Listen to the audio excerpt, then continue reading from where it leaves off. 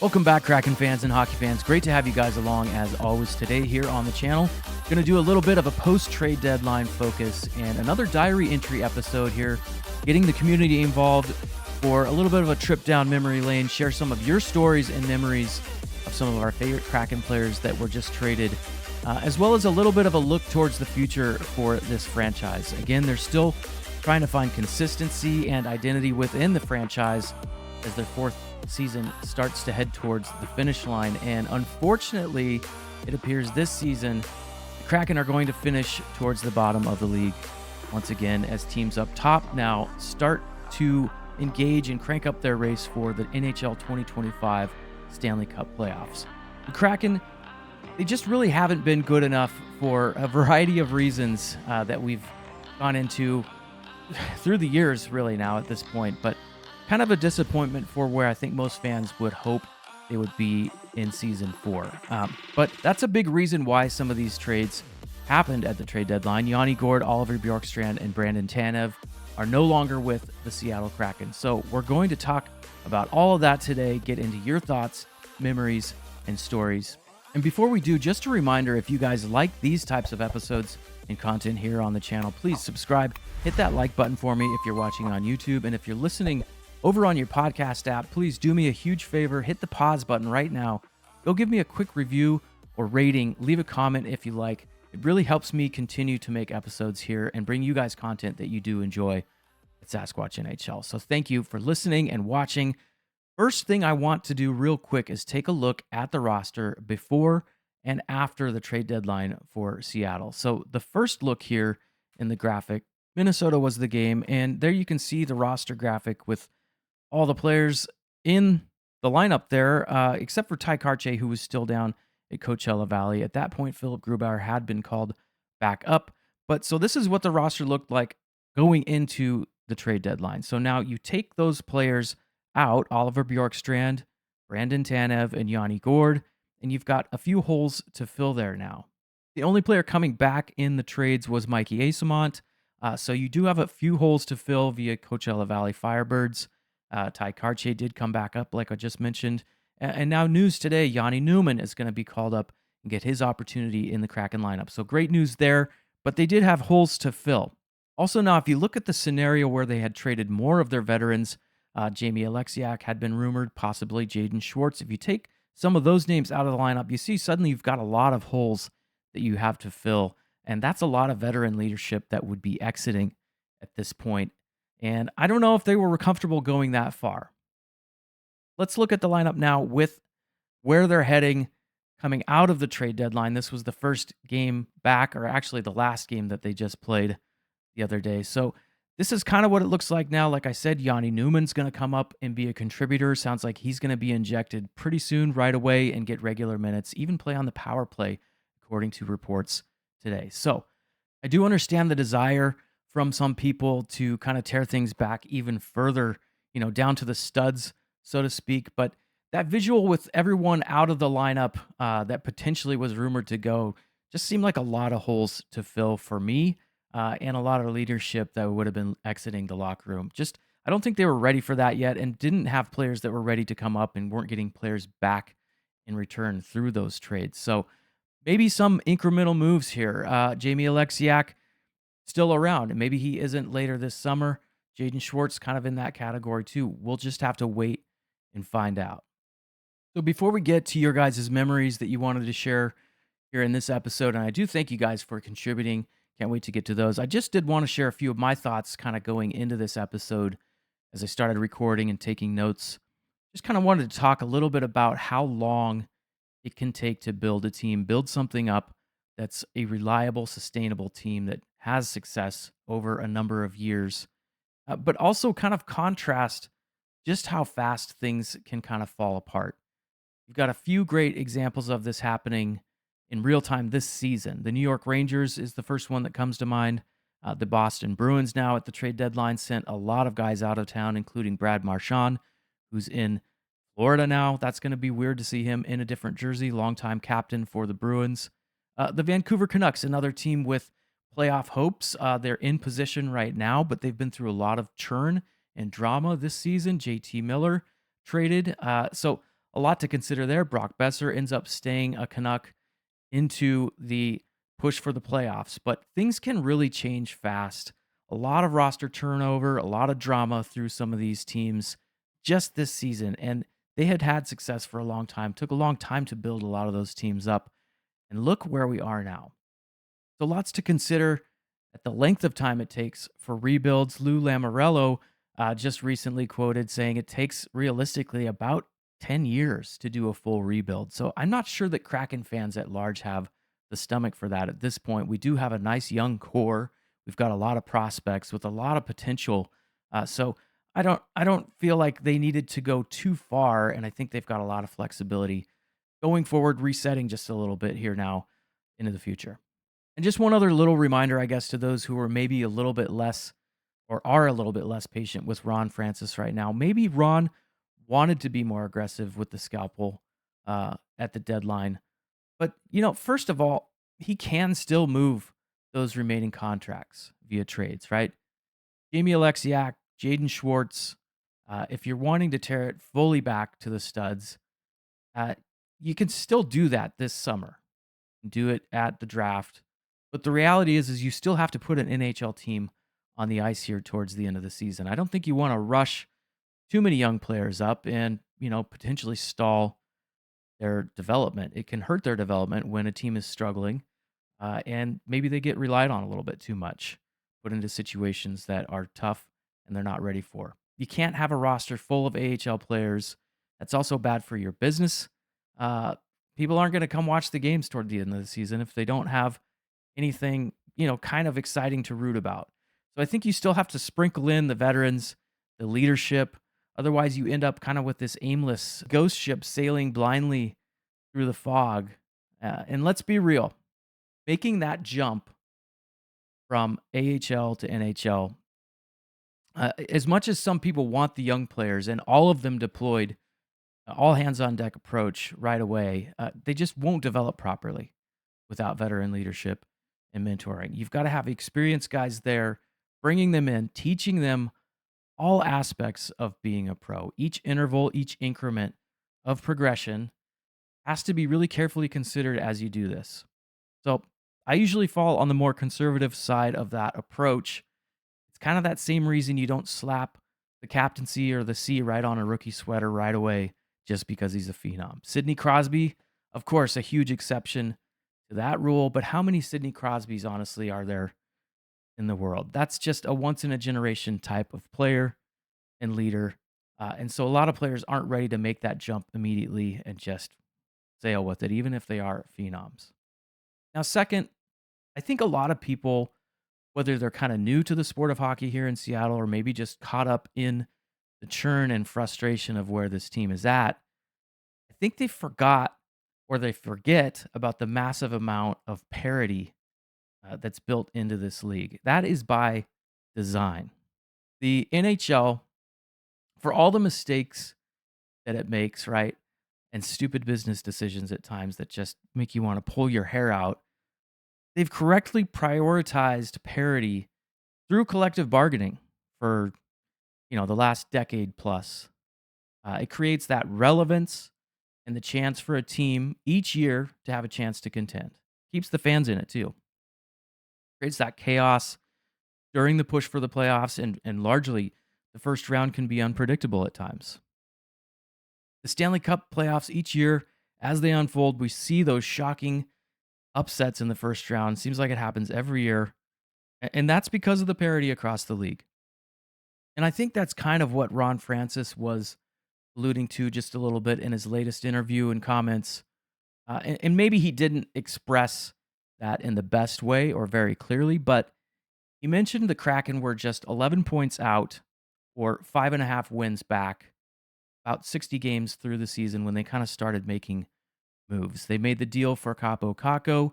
Will Borgen goes out of town, and that has largely worked out for both players and both teams involved in that. Kraken get a restricted free agent that they will more than likely sign this summer. So that's worked out pretty good. And I think people got really up in arms about that comment, saying, this team isn't anywhere close. Yeah, they were 5.5 wins back, but the way they were playing, we all know they're not a playoff team. But I think what Ron is trying to express there is that you're in striking distance, despite all of your flaws. You're in a league with immense parity. Okay. And, we can debate whether the Kraken are ready for the playoffs or not. I don't think that they are. I'm going to agree with most people in that assessment, obviously, this year. But we also saw them throw away easily 4 to 5 games through those first 60 this season. So to be relevant, to be in the race, I think that's what Ron was trying to express, not trying to put words into his mouth. But my interpretation of that was that, you don't have to immediately solve all of your problems to be in the race. And I think they just want to be in the race, be relevant, and get the young guys some of that experience as they compete to get closer to what their ideal potential is going to be. Now, this doesn't solve some of their core inadequacies and deficiencies on the ice. It doesn't make us feel better about them, but that's another story for another day. Another quick thought, too. I think a lot of people outside of the organizational walls, fans, even some of the media at times, we start to feel like maybe we have a bit of a pulse on what's going on inside the boardroom between ownership and Ron Francis. I think that's hard, though, to figure out precisely when you're kind of on the outside looking in. Ron Francis, we don't get a whole lot of comments from him throughout the season, but I think the ones that we do get, you can usually take at face value. But this kind of keeps bubbling up that there's some sort of rift between the front office, between Ron and the owners. I just don't think that's the case. I think there is kind of that quick jump to conclusion that there's potentially a rift or, some negative adversarial interactions going on between uh, the Ron father and the front office overall. But again, I just don't think that's the case. I think it's mostly speculation because you don't know. On the outside looking in, you really don't know.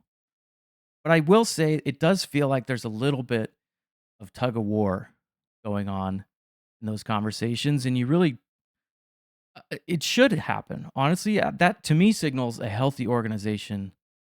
You shouldn't have everybody agreeing on everything all the time within a healthy organization. So, of course, ownership wants to win right now. They want to rake in the money, sell tickets, you sell the merchandise. They want to pay off the arena, keep ticket prices as high as they can. That's what owners do, right?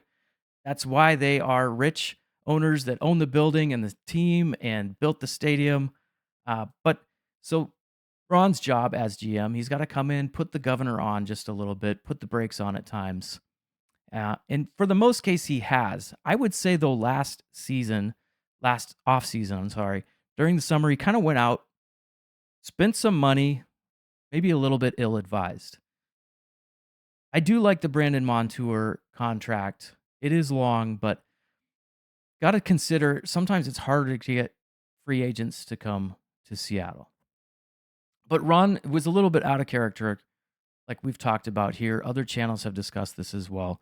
Those were some really out of character contracts for Ron. So I think that's where the debate and the perception and speculation comes in. We do see the tug of war, but I think that they're trying to make moves. They're trying to be relevant and be in the race. Like I said, be within striking distance to capture some momentum and really learn and be part of that parity in that race for the playoffs each year. They're not quite there yet. They've really not played well at all, but I think what he was trying to express and what we can maybe look forward to positively or with potential is that, a few games here and there, 4 or 5 games, maybe worth within striking distance. But that's not the case this season. This next offseason coming up really does present kind of an interesting and unique opportunity now to not only turn the page, but also re-inject some positivity and forward progression for the fans and this franchise. You've now got about 20 million in cap space, multiple first round picks, second round picks, some really exciting prospects in your prospect pool that you can start to tap into now a little bit more. And still a couple of those soon to be expiring veteran contracts like we talked about. You can negotiate with those at the draft. You can make trades. You can sign free agents in the offseason if that's the route they want to go, but they do have some flexibility. And I think that's very important and will serve them very well going into free agency and the draft this offseason.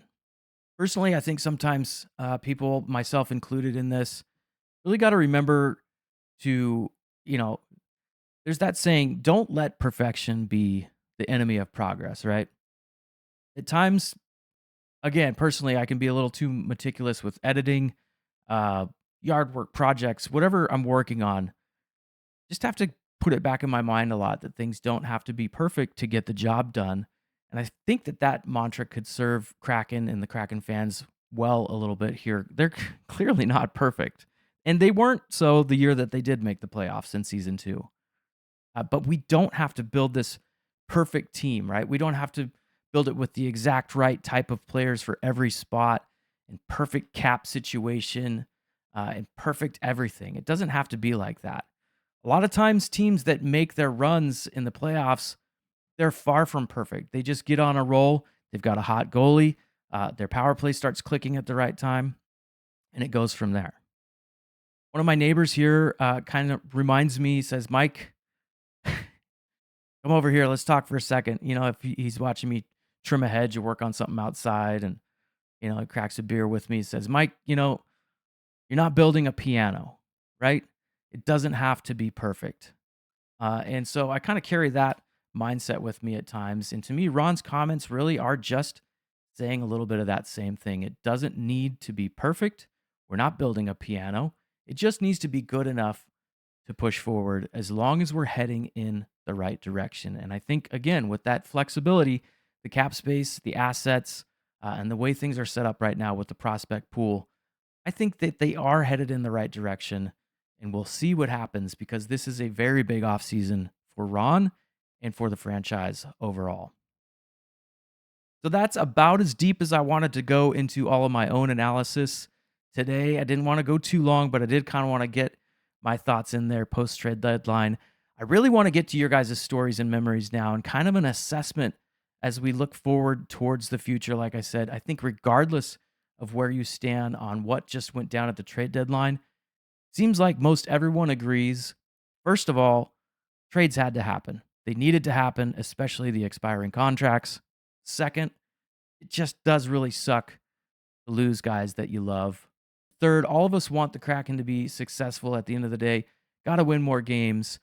And it would be great to make the playoffs, but let's do so in a sustained way as much as possible because I don't want the one and done and then 3 more years of misery. I do want to see sustained success and relevancy each year with this team. So wherever you fall in this debate on how to build it, how to reset, how to retool, how to add to it, I do think that there's common ground among fans. And that's what this episode really is all about. You guys, the fans, you guys, the community, close friends here within the Kraken group. And I wanted to hear from you. So you guys sent me all of your submissions. Enough of me babbling about on about things. I had some great response from you guys in the community, trying to capture memories, like I said, of Yanni, Bjorky, and Turbo over the years, as well as thoughts for the future. And with this team, sometimes a little tough love and a dose of reality is in order. The first submission and video today, shared from my friend Will Harrison, touches on a few of those sentiments.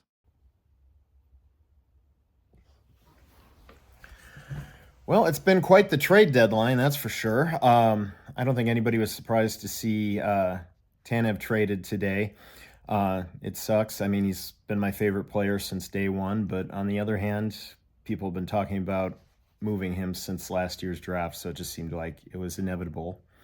Bjorkstrand, I kind of had a feeling this might happen. It just seemed like both sides were ready to move on. I thought Yanni might stick around after, his comments after Tuesday night's game, but obviously that didn't happen. Credit to Ron Francis, though. If he was going to move these guys, he got value for them. 2 firsts for Yanni and Bjorkstrand, and Acimont, who already scored a goal for us. Second for Turbo, even if it's in 27. So, it sucks for those of us who have watched this team since the beginning. I mean, Turbo and Yanni have been here since day one. Bjorkstrand has been a huge part of this team for the last few years. Still the only Kraken player to ever score in a playoff Game 7. And it hasn't been much fun to see them leave. Insult to injury was watching Yanni and Bjorkstrand combine for the game-winning goal for Tampa Thursday night while the Kraken absolutely stunk in Nashville. Tanev is playing his first game for Winnipeg as I record this. Watch him score the game-winning goal then, too. But you know what? Francis did his job so far. Now comes the hard part. He's got to get value for it, for those picks, for the capital that he got. I mean, we saw it first year when he traded away guys like Appleton and Yarncroc and Johansson.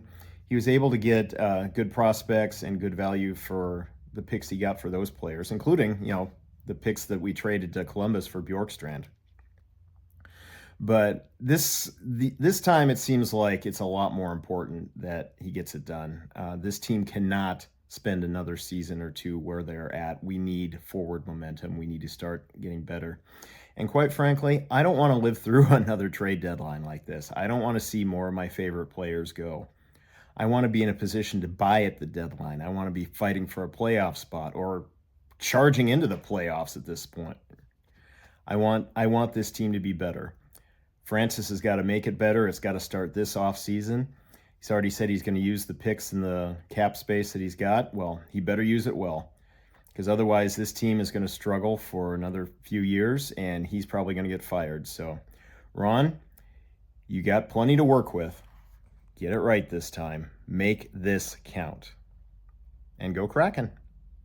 So like I said, a little bit of tough love from Will there at the end of the message, but I do think he's right. I think Ron Francis is going to kind of start being on the clock a little bit here, depending on how this offseason goes for the Kraken. They're going to be going into their 5th season, and that's kind of what the plan was originally. 5 years, 5-year plan. Let's see where we're at. The next video, actually, sorry, not video. The next message that I got, this one from Jenni, weighs in with a few thoughts, especially on Turbo, one of my favorite players. So thanks, Jenni. Here's what Jenni had to say for her memories. Okay, for me, I think I took a hit on Turbo. I know far too many wanted him gone for the benefit of the team for a while. However, for me, he was a huge favorite. I loved seeing his passion for the game, his speed, skill, and strength with each win and loss. My mom and I grew a strong love for Turbo, and I think it'll definitely take some time until I accept him as being gone. Same, Jenni.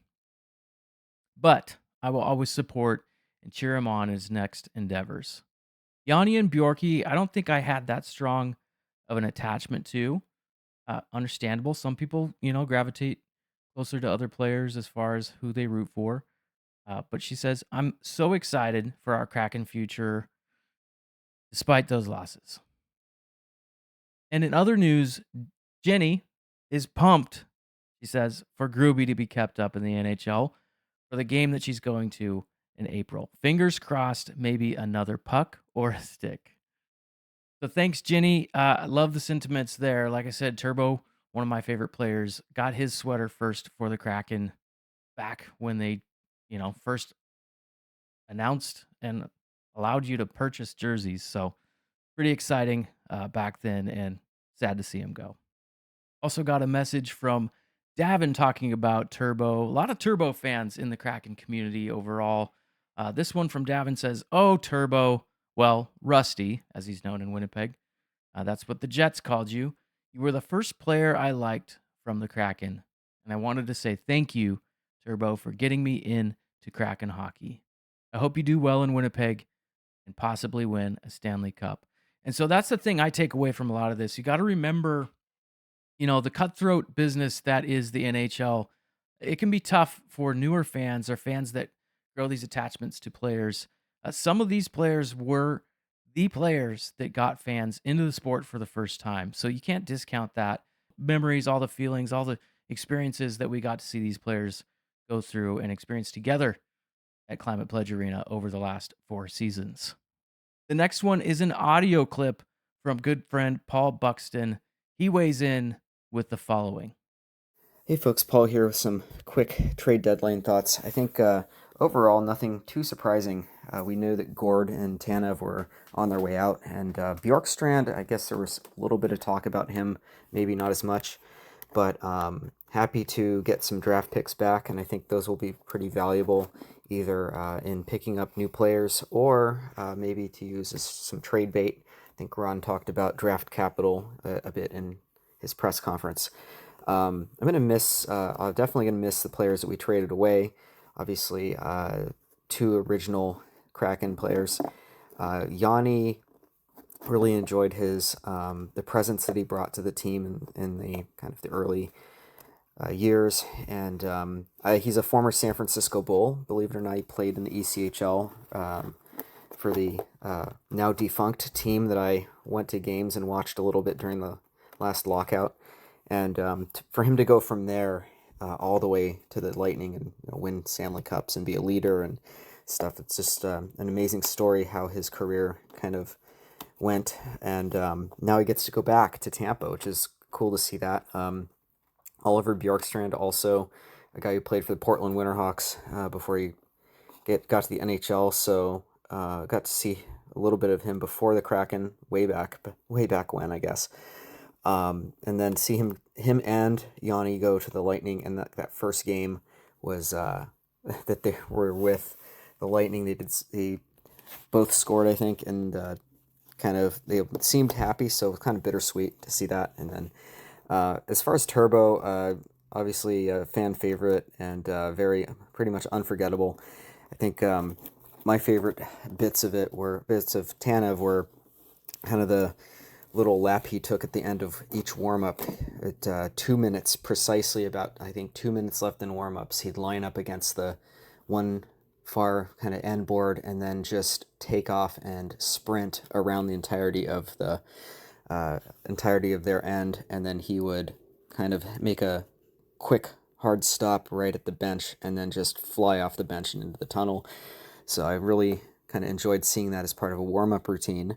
And got to also meet him during the Winter Classic Fan Fest. He was one of the players who did a signing at the Fan Village, and finally got a coveted Brandon Tanev autograph in my collection. He was one of the tougher players to acquire an autograph from during his time with the Kraken, and then he goes back to Winnipeg, so another guy returning to his former team.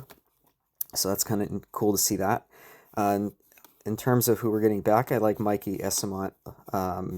It's a depth player, but a guy who hopefully will help us. And he's a former Shark too, so I'm a Sharks fan. So he was briefly a Shark, so I'm somewhat familiar with him a little bit. And good to see him get a goal in his first game, kind of in the waning moments of a tough game. He still scored. So overall, overall pretty good. I'm hoping that we do something really well in free agency and kind of make some more moves. We need to rebuild a little bit, and so I'm just happy. Looking forward to the future. Go Kraken, and I'll stop rambling now. Back to you, Mike. Thanks, Paul.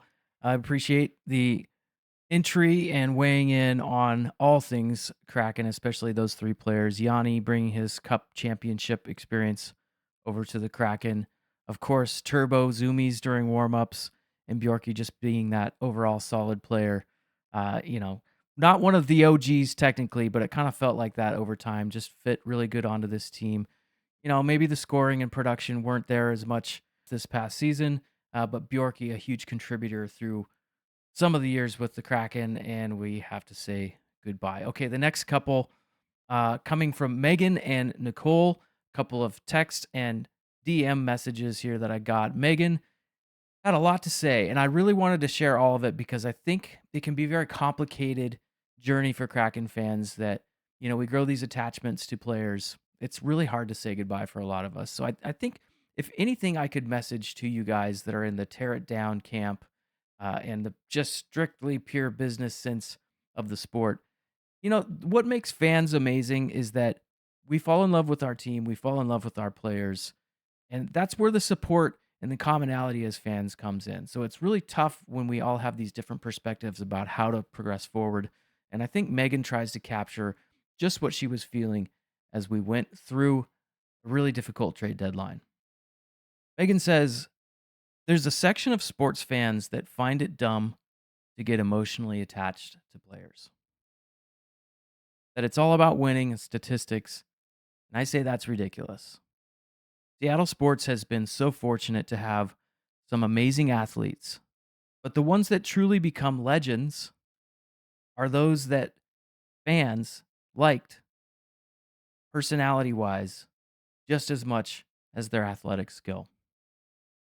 This season, the Kraken have lost 4 key players, but we also lost 4 people that this fan base absolutely loved. Back in December, we were blindsided a bit by the Kraken trading Will Borgen for Capo Caco. Now, months later, we can see that it worked out really well for both parties.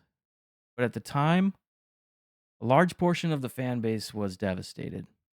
Borgie wasn't just an OG Kraken. He grew with the franchise, and for a lot of us, he was our emotional support defenseman. It's so true.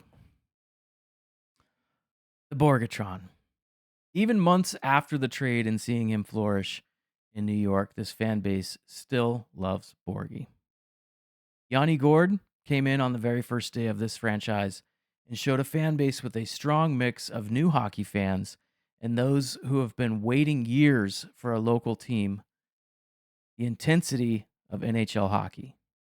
He was the heart of this team and helped build the identity, one that's still forming, of our franchise.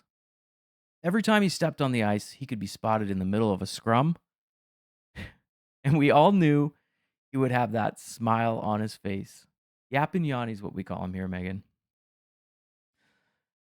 Yanni will always be loved here, but he gets to go back to his original home, and I sincerely thank the Lightning for giving us the years we had with him.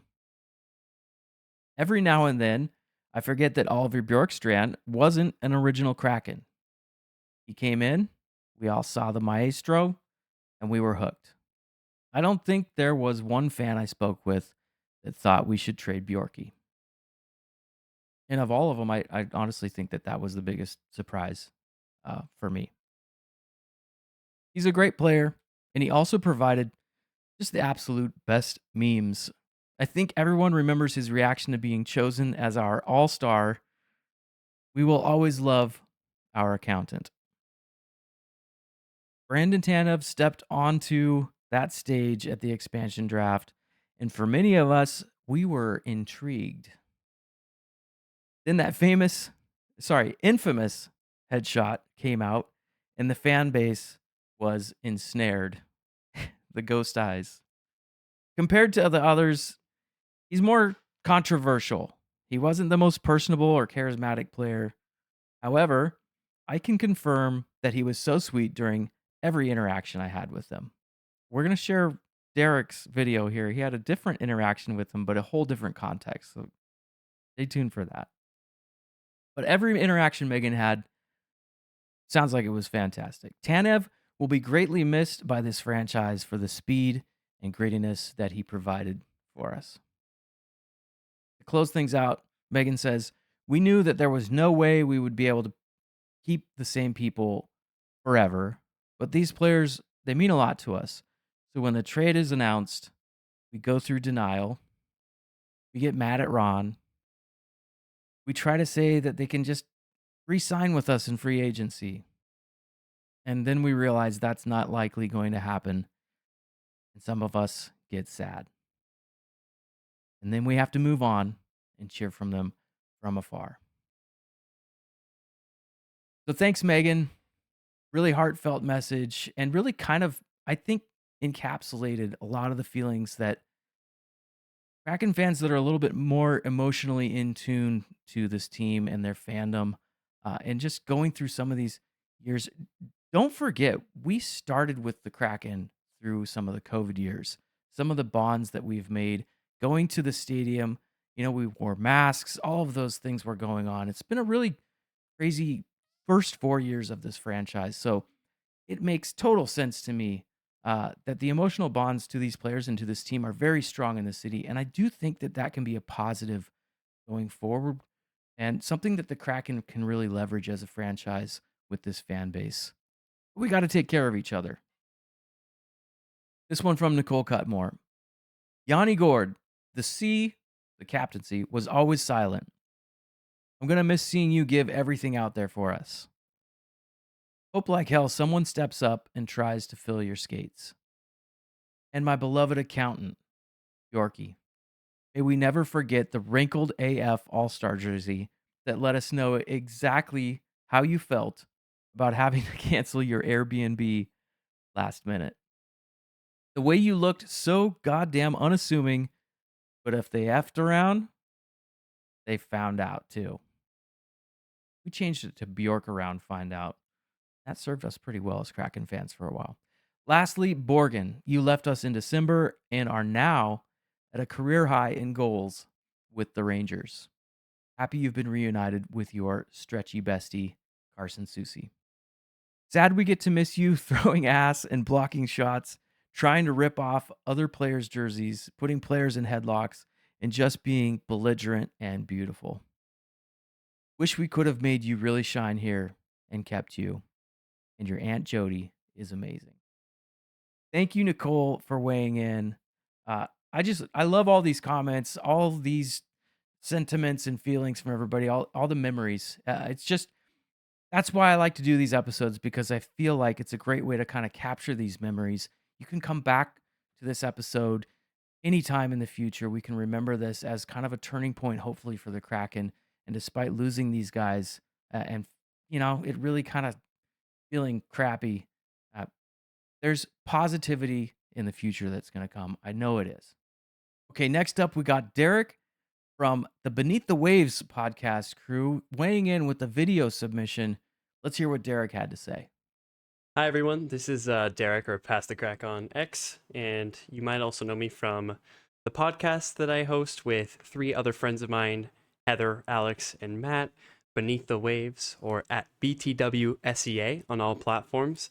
This is our logo right here. Just wanted to do a quick shout out before I went into my farewell diary entry for either Yanni Gourde, Brandon Tanev, or Oliver Bjorkstrand. I'm going to keep this pretty brief, but if any of you know or don't know, I was on the Seattle Kraken ice shoveling crew, the Icebreakers, for the first 3 years of the team's existence. This 4th year is the first year that I haven't done it. A funny story about Brandon Tanev is that one time I was the lead and I was on the perimeter of the ice on the boards. And so we'd often have to wait for players to move to get out of the way. One time Adam Larson was getting his blade replaced and I thought he was just stretching. So I got up really close to him with my shovel and I started preparing to go around him. But to the Kraken players on the bench, it looked like I was like jabbing at Larson's foot while he had his leg up on the boards getting his blade replaced. So right as I started doing that, I hear this super loud voice cussing me out, and I look over and it's Tanev. Brandon Tanev was cussing me out, and that is a story that I will cherish until I die. I got cussed out by Tanev. I know Tanev didn't mean it personally. All the guys are always really fired up. I don't mean it to say anything bad about Tanev. But yeah, I also know he would always give our ice maintenance guys a lot of grief about how, runny the ice was or how the poor condition. But you got to love the guy from day one.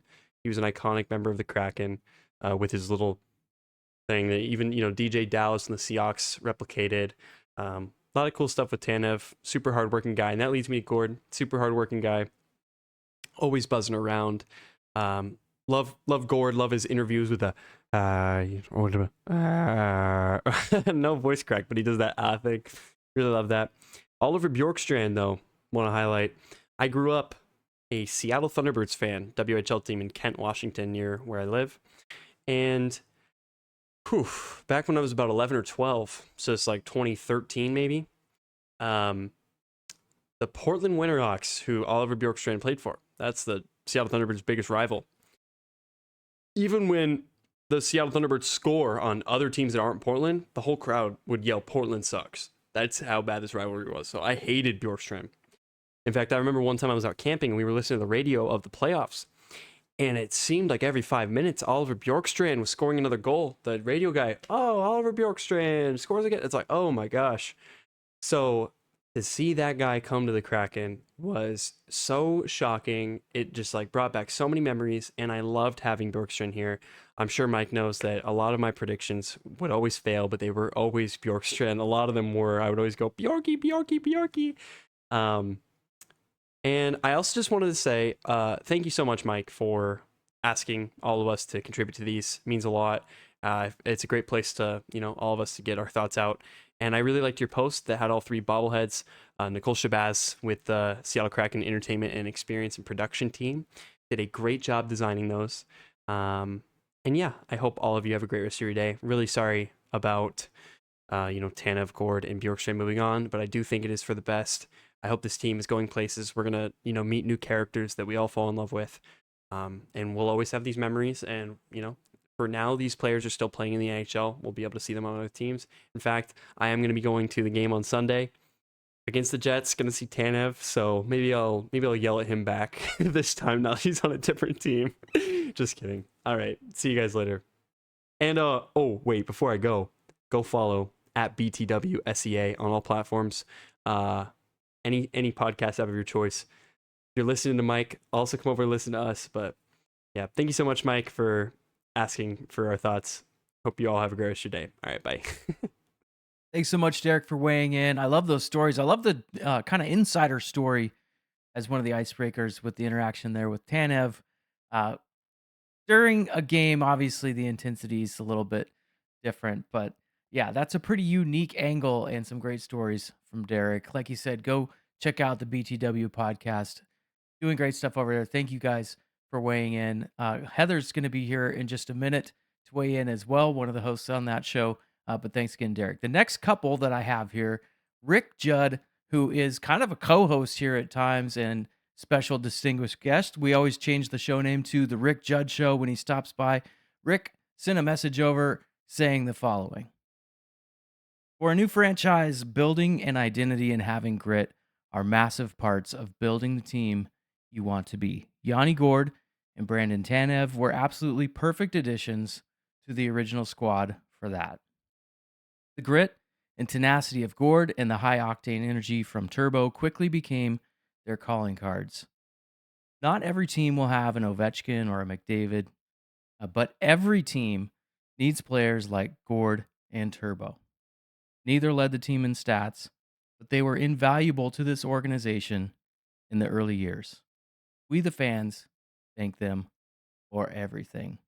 And it's a great point from Rick there. You do have to have these kind of gritty, tough-nosed players, fan favorite types. They're not going to be the all-stars every year. They're not going to score hundreds of points and set NHL records, but very much needed to kind of start building an identity. I do think that there's work to be done there, and they're going to have some people step up to fill those shoes because they were pretty large when you talk about Yanni and Turbo as far as the grit factor and the intensity that they brought to the team. Had another text response that I wanted to share from Maya, the German gentleman nickname creator, had the following to say. Thank you for weighing in. Says, it's always so rough to lose players. It makes me sad that we're losing OG players and still not clear how close we are to sniffing the playoffs consistently. I'm trusting the process and enjoying the ride, but this part never feels good.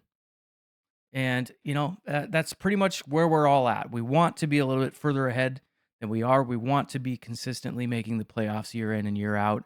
It sucks to lose guys, but I think this is necessary. This is what they have to do. They've got to get set up for the next chapter. The next page has to turn and see where we end up after this offseason. Another friend over on Twitter, Nerdy Mike, weighed in with a message, says, I'm just bummed out on it. Yanni is what made me a Kraken fan in the first place. Bjorkstrand is somebody I've followed for years. And Nerdy Mike, if you're not familiar with the prediction game that we do on Twitter, every game Nerdy Mike would pick Bjorkstrand to score the first goal. So that's a tough adjustment as well. I think I've seen a few Brandon Montour picks, so I like that. Keep it up, Mike, and thank you for participating in that game that we play. Mike says, wishing them all success, but really bummed things didn't work out. Seattle. And again, kind of capturing that sentiment and that feeling that a lot of fans are feeling here in the market as we come out of a pretty big trade deadline that just went down. Got another great video to share here. This one from Heather. Here's what Heather had to say in regards to the Kraken trading three mainstays, Bjorky, Yanni, and Turbo. Hey, Sasquatch and Sasquatch community. Thanks so much for asking me to share some thoughts on the recent trade deadline. I think it's always hard to see players go, but especially these OG players. You know, this is my first hockey team that I've ever followed. And so they all feel very special to me. So Turbo's actually the first one that I sort of latched onto and really noticed. And so seeing him go, even though I knew it was coming and knew it was the right move, I still, it's still sad to see him go. So I'm definitely going to miss him and his zoomies on the ice. I'm going to miss his attitude and just his spiciness and his PK. I'm going to miss Turbo. I think most of all, just because, he's my first jersey. So it is really tough. I mean, it's a business, but seeing players go is rough. Yanni Gourde, our pepper pot. I can't believe we're not going to hear John Forsland talk about the pepper pot being a Kraken. Like, in so many ways, Yanni Gourde is the Kraken, right? I'm still having a hard time not picturing him on the team. It just is one of those things where you just see him as sort of like a piece, and he's just always a fixture, and now he's gone. So it's really hard to even imagine the team without him. But I'm gonna miss his Cheshire cat smile while he's in a fight, and it's really hard to see him go in particular. Bjorkstrand, coming to us later, it's still hard to see him go. The maestro, he's our all-star, and he had some epic moments for us, especially, thinking about really timely goals. And it's going to be hard to lose him as well. So, business decision wise, I'm happy with these returns we got. It's from a personal standpoint, it is hard to watch these players go. So, I'm definitely gonna miss them. I already feel like we're, kind of missing them on the ice and just missing their presence. And it just feels like right now, like maybe they're on vacation or maybe they're just a little injured and they'll be back. And I know they won't, but that's kind of what it feels like right now. Oh, we're gonna see Turbo again. And I guess we will when he plays with the Jets when he comes back to CPA. But it is going to be hard to let these players go, even though we know it's the right move and we know it's the right decision. It's still hard. So those are my thoughts. I know that our Kraken fan base is kind of going through it right now. Just that heart and head pull where it's like we know it's a good trade, but we know it's a business, but we're also sad because these are our players. Some of them have been here from day one. And I know we're all going to miss them. So thanks again for letting me share my thoughts, and, hang in there, everyone. Good days are coming, and the team is going to be okay. Another one of the OG fans, Striatic, from Twitter, has contributed here on the channel in the past many times. Love interacting with Striatic. Great insight into the game through the 4 years of Kraken hockey and before that as well. But had a great story, kind of more family oriented, and how it impacts the kids in the family, the legends and the heroes that we watched growing up. This one hit home a little bit because my daughter also a big Yanni Gourde fan, and that's kind of what Striatic talked about in this message for his family. The most fun and relatable thing about Yanni's time with the Kraken was how open he was about introducing his daughter, Emma, to the game of hockey as a fan. Bringing Emma to the USA-Canada rivalry series, then a couple years later helping her read out the Victoire lineup for the PWHL takeover game. Emma eventually did an absurdist bit for Kraken social media with Bowie, where Emma stole Bowie's feet and turned them into slippers. Many Kraken fans have kids, and bonding with them over the hockey game is one of the core joys of fandom. Yanni was always such a positive parental role model and genuine public mirror for that experience. It's something I'll miss going forward, but that has left a permanent impression. So in the spirit of that, here's a video of my own kid using a Yanni Gourde face mask we got at Kraken training camp, pretending to be Yanni Gourde while also learning how to pronounce Yanni Gourde. I'm adding more. I'm adding more. Yanni Gourde. What? Say, I'm Yanni Gourde. I'm Yanni Gourde. I'm Yanni Gourde. I'm Andy Gourde. Thank you, Striatic. And like I said, that kind of hits home for me a little bit because my daughter got to meet Yanni Gourde at one of the Meet the Players events and really left an impression on her. His smile, his genuine nature, and just overall, what a beauty. As far as hockey players go, the guy is amazing. Stanley Cup champion, gritty. He just everything that you could ask for from Yanni. Yes, we wish he would have scored a few more goals here and there, but that wasn't his full role. Obviously, like he's there to be the energy guy, the leadership guy, start some chaos on the ice at times, and he did a great job for that. The Kraken over the years, can't wait to see what he does going back to the Tampa Bay Lightning. Maybe they can make another push for a Stanley Cup. Finally, our friend Jim from Kraken Fancast weighed in with an audio submission, and this kind of wrapped things up for me. And this is going to be the last entry for the episode. So let's listen to Jim, what he had to say, his thoughts, a little more pragmatic as far as how things went for the Kraken, but still a lot of respect and a lot of appreciation just for having the team and what those players meant for the Kraken. Here's what Jim had to say. Hello, this is Jim, a.k.a. Elvis Fielder from Kraken Fancast, responding to Mike's request from Sasquatch NHL about post-trade deadline thoughts and Kraken thoughts in general from that day. First and foremost, we lost two huge original character guys on this club. No doubt two of the biggest. Things I remember about them, starting with Yanni. Obviously, he was always smiling, either during the game, post, pre-interview, whatever. At KCI, at the practice facility, just a happy dude to be around. But, during a game, when he wanted to get pissy and stir it up because he needed to get the stand-up from the team, he would, and that's where he gained the name Pepper Pot from John Forsland.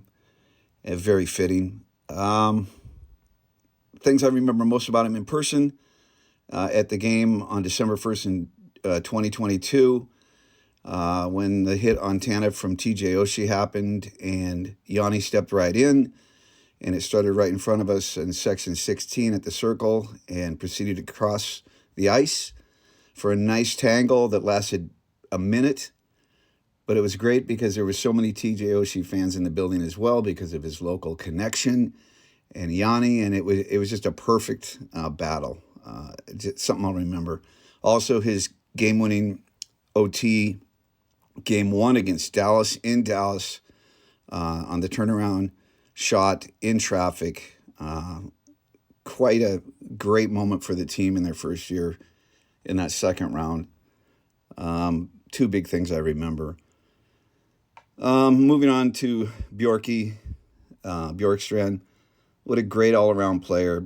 Pretty kind of underrated in a sense. It's great hockey IQ, great shot. Always good mano-a-mano versus a goaltender in tight. Could get that shot upstairs right under the bar. That I knew that was a good chip. We had heard the rumors.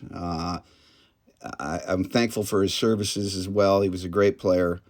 But the returns on him and Yanni were fantastic. 2 first-rounders, this second, and Esimont is just a great deal for Ronnie. Probably his best move to date.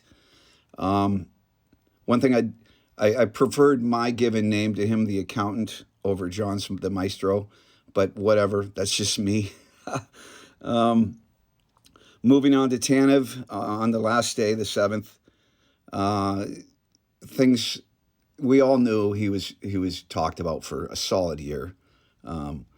Things I remember most about him at the expansion draft in the park in Seattle at Gasworks was his character stuck out instantly, big time. Very likable guy, and I knew he was going to be a fan favorite as well. When he was asked in the interview there, what's your favorite color of the two jerseys, and he said white. I remember instantly ordering the white jersey as soon as I could. Things I remember about him is his warm-ups would always start on the boards in section 16 at the hash mark on the wall, and then he would exit pumping the legs all the way around to the gate already opened, and I always thought, geez, I hope he lands in that gate perfectly every time. So fun to watch, great energy, great PK, and the amount of block shots off his ankle and hockey sacrifice throughout his tenure here was something else. I can remember talking to my seat partner, Chris, all the time about, wow, man, I cannot believe how many he takes off those ankles. I also had a little slight nickname for him, too, under the table, and I called him Hands Tanev because I used to say for as many breakaways as that guy would get, it was amazing how many times he just couldn't quite finish them. But, man, just love the guy. He was fan favorite for sure. Guys will be missed, obviously. We'll have to go through these kind of things often, but to lose two big character guys like that and then a quality guy in Bjorkstrand with plenty of chips left on his table, I feel like Ronnie pulled an A minus, B plus on these trades for sure. It's going to be great to have 5 first rounders, 5 second rounders in the next 3 years of drafts. The chips there, what we can use in some summer deals maybe here. I'm basically ready to turn the page on this season, like a lot of people, and see what 25, 26 brings and some of the situations and dealings over the summer. Hopefully, I'm okay with everything that went down. I know it's sad to lose big time players, but this happens in the hockey business. I was totally mentally prepared for well over a year. I'm pretty excited to move on here. I mean, right now we're 28th out of 32, and we can only go up when you think about it. Let's use some of that draft capital. Let's go get a big name, and let's toughen up this team for sure. All right? Thank you, Mike, for asking. I hope everybody's doing well and moving on. And for those that are still struggling with some of the deals, it's just the way it is, and it happens, and we'll all get through this together. All right? Take care, everybody. Thank you, Jim. Really great kind of encapsulating message for all 3 of the players that are now no longer Seattle Kraken. Big thanks to Yanni Gourde, Oliver Bjorkstrand, and Brandon Tanev in their tenure with Seattle. Just wanted to add a couple of my quick thoughts here as we wrap things up. Some of my great memories I had from these 3 players, starting with Yanni Gourde. When he came over, I knew he was going to be a physical player. As a lot of, Stanley Cup experience. And I think that was a big deal for Ron Francis early on in this franchise to get the experience and the leadership over 2 Stanley Cup championships with the Tampa Bay Lightning. His grit, determination, overall just ability to be clutch in the playoffs when they needed him most, and a leader for the Kraken. I knew that would go a long way for this team in the early stages. Like I mentioned, my daughter got to meet Yanni Gourde and wife as well at one of the Meet the Team events. That really went a really long ways and kind of, created that love and that bond for the player and the team. A little bit more of a lasting memory for the family here. And that's the type of stuff that's going to last a lifetime. With Brandon Tanev, or Turbo as we all lovingly call him, in Winnipeg they call him Rusty, but here we called him Turbo. There's a few other Turbos around the league. But in Seattle, when you say Turbo, everybody knows you're talking about Brandon Tanev. I knew instantly he was going to be a fan favorite in Seattle, and that was the first Kraken sweater that I got. I mentioned that earlier in the episode. Got that Brandon Tanev home dark deep blue sweater for the Seattle Kraken. His antics, his hustle, his physicality. He's the type of player that never takes a night off, right? His intensity and just kind of that chaotic craziness you can really appreciate as a fan. Tanev is the definition of a hockey player, not the guy that's going to score 50 goals, not the guy that's going to be on the highlight reel every night. But at the end of the day, you're going to get 100+% from him every game. And he played his butt off for the Seattle Kraken through 4 season. Thank you, Turbo. Finally, Oliver Bjorkstrand, who was acquired in what we kind of all described as a fleecing by Ron Francis. He tends to do that at times, but Bjorky came over in that trade, really took advantage of the cap constraints that the Columbus Blue Jackets were under and swooped in, picked up Bjorky, Came over an analytics darling, ability to score, but also a great two-way player, disciplined, ability to get to the net, great stick work. He was just always there at the right time, right place. Great ability to get in front of the net and cause problems. Great score for the Kraken through 3 seasons. He didn't score as much as we would have hoped for with the Kraken this season, but I do think a change of scenery for Bjorkstrand is going to be huge. He goes over to the Tampa Bay Lightning with Yanni Gourde as they push for the playoffs and potentially contend for a Stanley Cup postseason. Bjorky was obviously a mainstay for the Kraken through the 3 seasons that he was with the team, an all-star last season, like Nicole Cutmore mentioned, begrudgingly with that wrinkled sweater, but our favorite Climate Pledge Arena accountant and keeping the balance sheet in order through those 3 years. But now that accountant packs his briefcase and joins Yanni Gourde with the Tampa Bay Lightning, like I said, for that potential push towards a Stanley Cup. So that's going to do it for today's episode, you guys. I just wanted to give another quick shout out to Yanni Gourde, Brandon Tanev, and Oliver Bjorkstrand, and best of luck in their next endeavors coming up as players in the NHL. It's been a great run with those 3. We're going to miss you guys. Thank you to the community for contributing to this episode once again. Love doing these diary entry episodes. So thank you guys for listening. Hit that like button if you're watching on YouTube. If you haven't already, subscribe. Give me a rating or review over on your podcast app. And I appreciate all the response and support here on the channel. We'll catch you guys again on another episode real soon right here at Sasquatch NHL.